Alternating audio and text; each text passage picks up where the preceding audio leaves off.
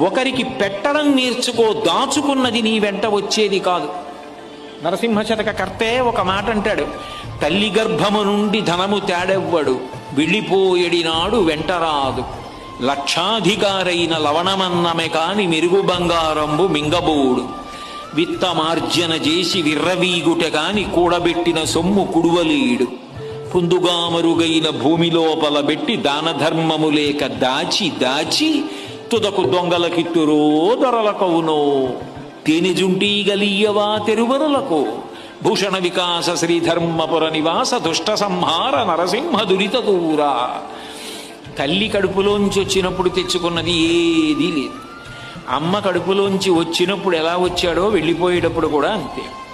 ఒంటి మీద ఆఖరణ కప్పినటువంటి నూలు బట్ట కూడా లాగేస్తారు.